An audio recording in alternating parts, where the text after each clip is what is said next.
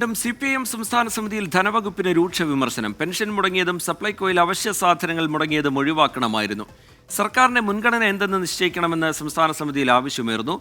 ജില്ലാ കമ്മിറ്റികളിലടക്കം മുഖ്യമന്ത്രിക്കെതിരെ ഉയർന്ന വിമർശനങ്ങളെ അവഗണിക്കരുത്. ഈഴവ വോട്ടുകൾ പാർട്ടിക്ക് ലഭിച്ചില്ല. ആലപ്പുഴയിൽ വെള്ളാപ്പള്ളി നടേശന്റെ കുടുംബമടക്കം പ്രചാരണത്തിനിറങ്ങിയത് തിരിച്ചടിയായെന്നും വിലയിരുത്തൽ. ഷഫീദ് റാവുത്തർ ചേരുന്നുണ്ട് വിവരങ്ങളുമായി തിരുവനന്തപുരത്ത് നിന്ന്. ഷഫീദ്, വിവരങ്ങൾ.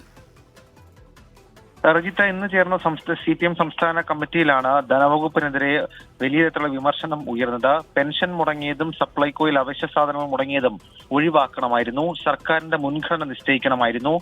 സർക്കാരിന്റെ മുൻഗണന എന്ത് നിശ്ചയിക്കണമെന്ന സംസ്ഥാന സമിതിയിൽ കാര്യമായ ആവശ്യം ഉയർന്നിട്ടുണ്ട്. മുൻഗണന നിശ്ചയിച്ചു വേണം ജനവിശ്വാസം തിരിച്ചുപിടിക്കാനെന്നും ചില അംഗങ്ങൾ അഭിപ്രായം ഉന്നയിച്ചു. അതേസമയം മുഖ്യമന്ത്രിക്കെതിരായ വിമർശനങ്ങളെ അവഗണിക്കരുതെന്നും അഭിപ്രായമുയർന്നു. ജില്ലാ കമ്മിറ്റികൾ അടക്കം മുഖ്യമന്ത്രിക്കെതിരെ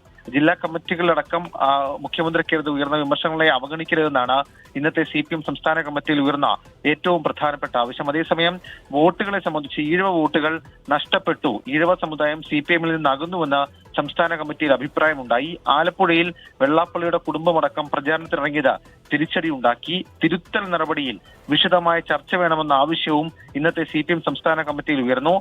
മാർഗരേഖ തയ്യാറാക്കുന്ന കാര്യത്തിൽ ഇന്നത്തെ സംസ്ഥാന കമ്മിറ്റിയിൽ അന്തിമ തീരുമാനമായിട്ടില്ല. തിരുത്തൽ പ്രക്രിയ എങ്ങനെ വേണമെന്ന സംസ്ഥാന കമ്മിറ്റിക്ക് ശേഷം ചേരുന്ന CPM സംസ്ഥാന സെക്രട്ടേറിയറ്റിൽ തീരുമാനിക്കും. റജിത.